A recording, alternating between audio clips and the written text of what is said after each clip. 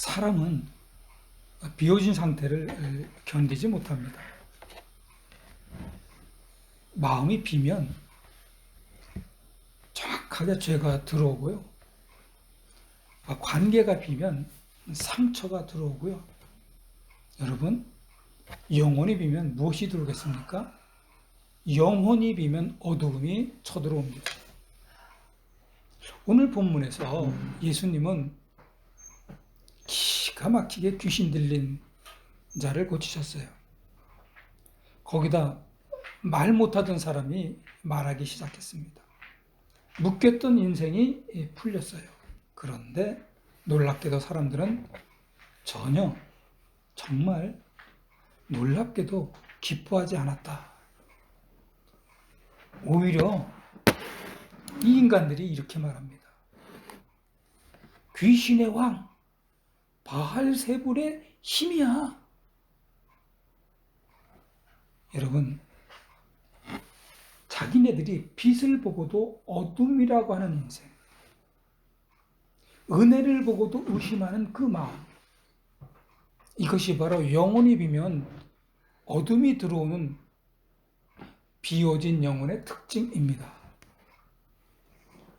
여러분이 잘 아는 빌라도, 이 사람은 사실은 나쁜 사람 전혀 아닙니다. 오히려 빌라도는 예수님을 신문 후에 이렇게 말하지 않습니까? 나는 이 사람에게서 아무 죄도 찾지 못하였노라. 빌라도는요, 딱 보니까 진리가 보였던 거예요. 그래서 빌라도, 그는 예수님의 무죄를 이미 알았던 사람입니다. 그런데 왜 빌라도는 예수님을 십자가에 넘겼는가입니다. 그 이유는 딱 단 하나밖에 없습니다. 그의 마음이 비어 있었기 때문입니다.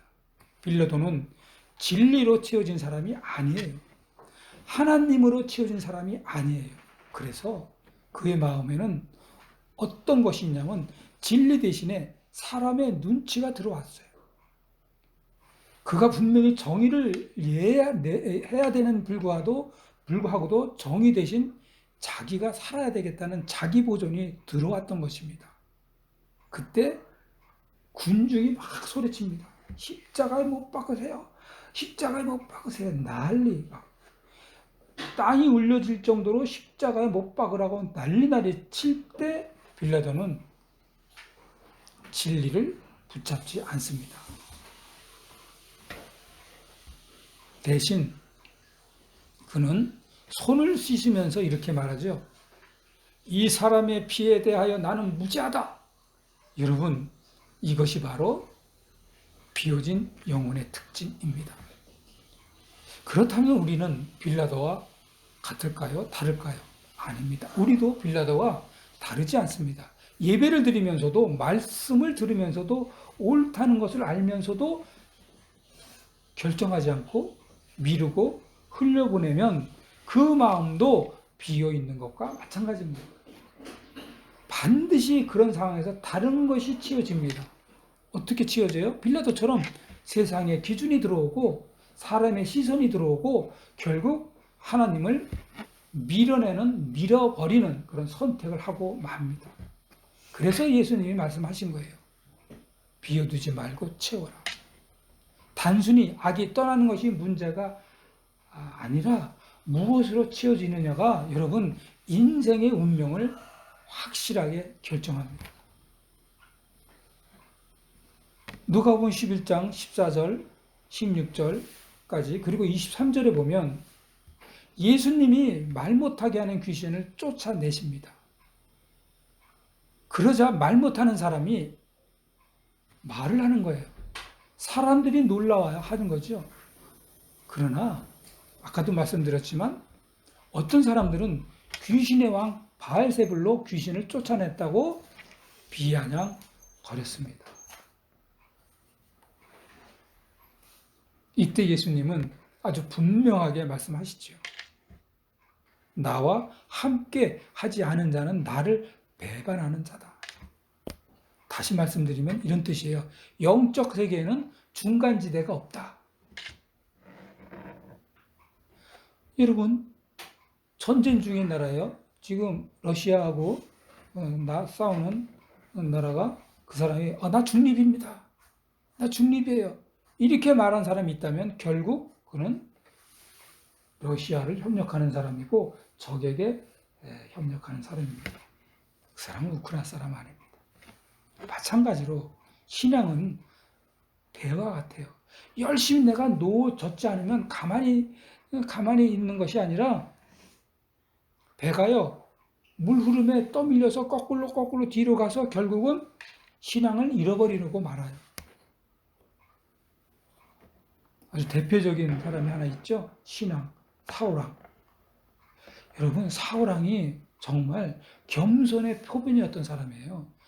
진짜 사울왕처럼, 성경 어디에도 사울왕처럼 겸손한 그런 태도를 가진 사람이 없었어요. 사무엘이요, 사무엘이 그 사울을 왕으로 삼으려고 사울을 불렀을 때 사울이 어떻게 한 줄 알아세요? 사울이 짐 속에 숨었다 이렇게 써 있습니다. 이렇게 숨을 정도로 자기를 겸손하게 생각했던 그 사람이 바로 사울이었던 사람입니다. 그런데 보세요. 처음에는 이렇게 겸손해서 하나님 편에 늘 섰지만 점점점 자기 생각을 따르다가 결국 신앙을 잃어버리고 하나님을 대적하는 자리까지 흘러내려갔다. 신앙을 잃어버렸다. 그렇기 때문에 제가 아주 유명한 엘리야의 갈멜살 전투를 제가 예를 들을게요. 바알 선지자 450명하고 대결하기 위해서 갈멜살에 다 모았습니다. 그때 많은 인파들이 있는데 그 사람들이 어떤 자세를 취했냐면 구경하러 나온 겁니다. 누가 이길까? 이게 말이 됩니까? 하나님과 바알세불이 선지자하고 있는데 그냥 가만두하게 떠 있으니까 그때 이스라엘 백성들에게 이런 태도를 가진 이스라엘 백성들에게 이렇게 일갈합니다. 너희가 어느 때까지 둘 사이에서 머뭇하려느냐. 열왕기상 18장 28절 말씀이에요. 우리도 마찬가지입니다. 나는 교회 다니니까 괜찮아.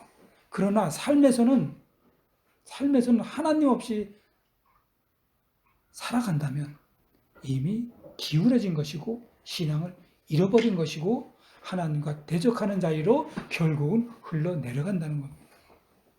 그렇기 때문에 성도는 방향이 분명한 사람이 있어야 되고 배를 놓아주듯이 노력해야 되는 사람이어야 합니다.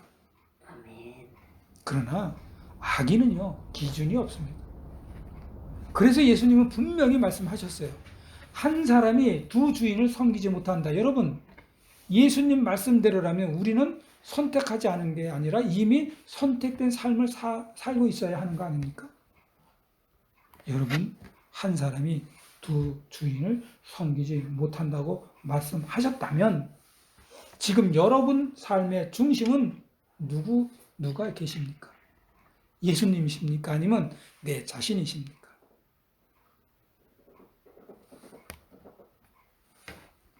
매일 우리는 정말 어느 날은 머리가 아플 정도로 선택의 순간을 맞이합니다. 그럴 때마다 여러분 긴 시간도 아니고 5초에서 10초도 안 걸릴 겁니다. 주님이라면 어떻게 하실까? 꼭 물어보세요. 여러분 물어만 보시면 성령님이 인도하십니다. 신기한 역사입니다. 하루 한 번 제발 의도적으로라도 하나님 편에 서는 선택을 자꾸 노력하세요.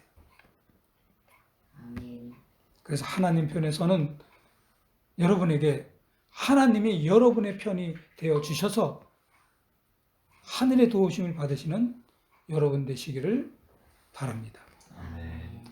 자, 우린 지금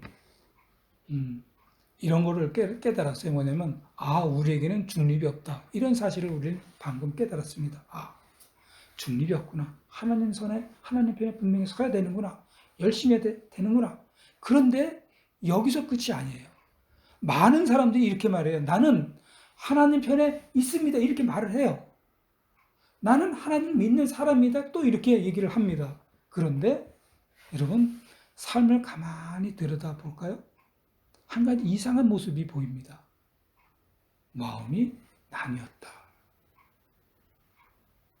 하나님도 붙잡고 그다음에 세상도 붙잡고, 더 나가서 어떻게 되냐면 하나님도 붙잡고 싶고 세상도 놓고 싶지 않고, 순종도 하고 싶고 자기 방식도 포기하지 못하고. 여러분, 이 상태는 사실은 안정된 상태가 아니에요. 이렇게 겉으로 보면 누가 봐도 균형처럼 보이잖아요. 이 사람 하나님도 잘 믿고 세상도 잘하네. 균형처럼 보이지만 실제로는 무너지고 있는 사람입니다. 그래서 예수님은 더 깊은 말씀을 이렇게 하십니다. 17절을 우리 김진희 청년께서 봉독해 주시겠습니다. 예수께서 그들의 생각을 아시고 이르시되 스스로 분쟁하는 나라마다 황폐하여지며 스스로 분쟁하는 집은 무너지느니라. 아멘. 맞습니다. 스스로 분쟁하는 나라마다 황폐해지며 스스로 분쟁하는 집도 무너진다고 말씀하셨어요. 여러분, 고구려 망한 거는 딱 한 가지잖아요. 내부 분열. 한 나라 안에서 서로 싸우면 외부에 적이 없어도 망합니다. 마찬가지로 내 안에서 하나님과 세상이 싸우고 있다면, 그렇게 여러분 마음에 세상과 하나님이 싸우고 있으면 그 인생은 이미 지금 무너지고 있다는 사실을 빨리 깨치하셔야 됩니다. 그렇기 때문에 여러분, 이렇게 마음이 나뉘면 인생이 황폐해진다. 금이간 때문요, 누가 봐도 멀쩡합니다. 아무도 모릅니다. 그러나 결국 무너지고 맙니다. 그래서 어마어마한 피해를 끼칩니다. 우리는 마음이 나뉜 사람을 봅니다. 어떻게 합니까? 마음이 나뉜 사람은 양쪽을 붙잡고 있는 사람과 같습니다. 결국 둘 다 놓칩니다. 아주 유명한 소돔 이야기가 있죠. 소돔이 멸망하는 그 순간에 하나님께서 정말 룻의 가정을 극적으로, 아주 망하기 일보 직전에 하나님의 정말 도우심으로 도망갈 수 있게 해주셨어요. 와, 얼마나 큰 은혜일까. 감동 아닙니까? 그런데요, 모든 식구들이 그 은혜대로 막 도망가고, 막 절적을 다 막 도망가고 있는데, 유독 한 사람, 롯의 아내, 몸은 도망가고 있는데 마음은 소돔에 남아있는 거예요. 황폐해지기 시작한 거예요. 여러분, 결국 롯의 아내가 어떻게 됐습니까? 뒤돌아보다가 돌기둥이 되어버렸습니다. 멸망한 겁니다. 그래서 야고보서 1장 8절을 보면 마음이 두 갈래인 자는 모든 일에 정함이 없다. 여러분, 교회는 다니지만 세상도 놓지 못하는 삶, 기도는 하지만 의심을 품는 삶, 이것이 바로 분열되고 균열되고 황폐해지는 영혼입니다. 그렇기 때문에 성도는 한 길을 걸어야 해요. 다니엘을 볼까요? 다니엘은 사자굴에 들어가야 할 죽음을 앞에 두고도 하나님을 선택한 사람이에요. 오직 한 길. 반면에 분열된 사람은 그렇지 못하죠. 상황에 따라 자기의 판단을 바꿔가면서 따라서 바꿔갑니다. 결국 무너지는 건 뭡니까? 환경이 아니라 분열된 마음이라는 겁니다. 여러분 마음에 아직 붙잡고 있는 세상이 뭡니까? 사람의 시선을 붙잡고 있나요? 아니면 내가 가지고 있는 아주 습관, 죄 지우는 그런 습관을 붙잡고 있나요? 더 심각한 거 얘기할까요? 하나님보다 더 놓지 못하는 어떤 관계가 있나요? 그리고 욕심을 지금 붙잡고 있나요? 내가 놓지 못하고 내 마음을 나누는 것을 오늘부터 단호하게 단 한 번에 정리를 하시기 바랍니다. 그래서 여러분 마음이 하나로 묶일 때 하나로 묶일 때 여러분의 인생도 점점점 견고해질 것입니다. 그러므로 무너지지 않는 믿음이 여러분의 가정과 일터에 채워지시기를 바랍니다. 자, 이제 중립은 없고 마음이 나뉘면 무너진다는 사실을 이제 깨달았습니다. 그렇다면 마지막으로 질문이 딱 하나 남습니다. 중립도 없고 중립은 없고 마음이 나뉘면 무너진다는 사실. 자, 어떤 질문이냐면 그럼 어떻게 해야 무너지지 않느냐?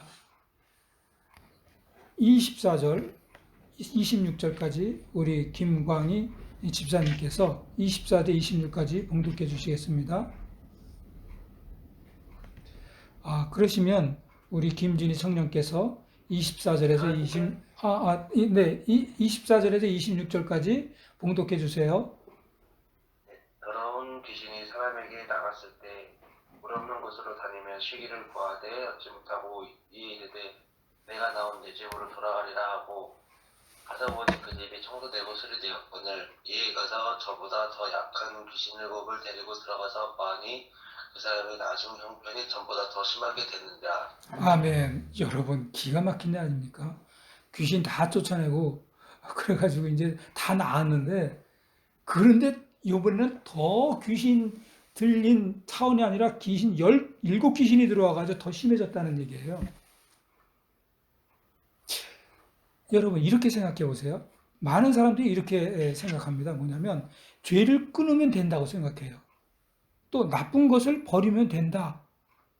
그래서 열심히 자기를 막 비웁니다. 습관도 끊고 관계도 정리하고 죄도 다 내려놨습니다. 그런데 이상한 일이 뭔지 아세요? 더 악한 귀신인 악한 귀신이 7귀신을 한꺼번에 데리고 가서 그 사람의 나중 형편이 전보다 더 심각하게 된 것처럼 다시 무너집니다. 다시 넘어지고 오히려 더 심하게 쓰러져서 그 상처가 더 깊어진다. 그 이유가 뭘까요?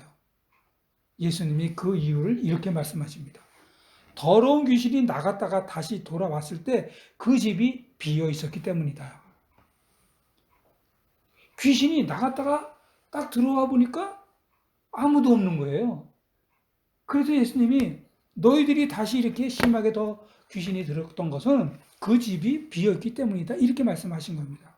사랑하는 여러분, 이제 우리는 세 번째 가장 중요한 진실 앞에 서 있는 거 아닙니까?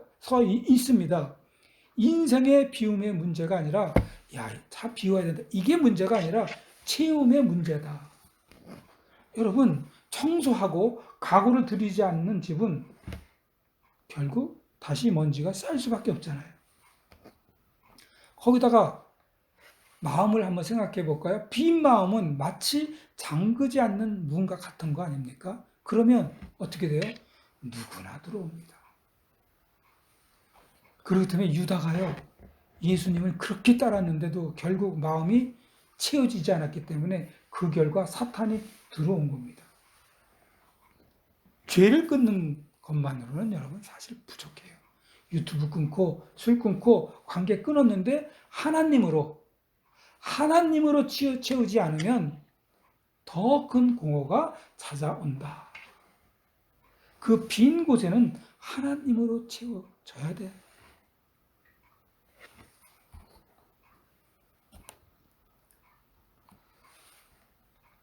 여러분의 마음은 지금 무엇으로 채워져야 내 자신을 지키고 더 나빠지지 않을 수 있을까? 하나님으로 채워야 되는데, 자, 하나님의 무엇으로 채울 것인가? 첫 번째가요, 하나님의 말씀으로 채우시기 바랍니다.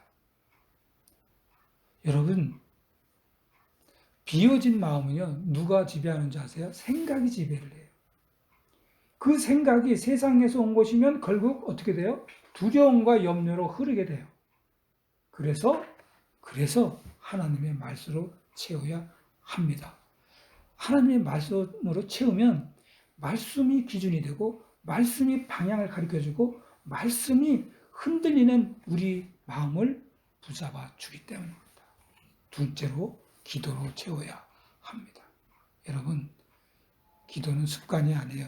여러분, 생각보다 기도를 하면요, 이 기도 자체가 하나님과 연결된 통로거든요. 그래서 기도하지 않으면 내 생각이 나를 이끌어 가지만 기도하면 하나님의 뜻이 나를 이끌어 가기 시작한다는 겁니다. 셋째로 성령의 임재로 채워야 합니다. 여러분 잘 들어보세요. 그럼 성령의 임재가 뭐지? 성경은 뭐라 그러냐면 성령으로 충만하라. 성령으로 충만을 받으라. 이렇게 얘기를 해요. 성령이 임하면 빈 마음에 채워지는 것이 아니라 새로운 사람이 되어버린다는 겁니다. 두려움이 평안으로 바뀌고 혼란이 확신으로 바뀝니다. 기도하는 중에 여러분 혹시라도 두려움이 평안으로 바뀌면 아니면 혼란이 확신으로 바뀌면 여러분 그때 성령님이 임했구나 이렇게 판단해도 정확합니다. 마지막 네 번째, 하나님을 사랑하는 마음으로 채우십시오. 이게 최고입니다.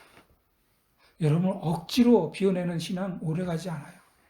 그러나 하나님을 사랑하게 되면 세상은 자연스럽게 힘을 잃어요. 제가요 가족 사랑하고 내 아들 사랑하기 때문에 아무리 힘들어도 힘이 생깁니다. 여러분도 누군가를 사랑하면요 아무리 힘들어도 힘이 나요. 힘이 납니다. 여러분 다 경험하지 않습니까?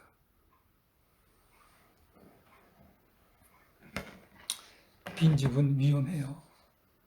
그러나 채워진 성전은 안전합니다.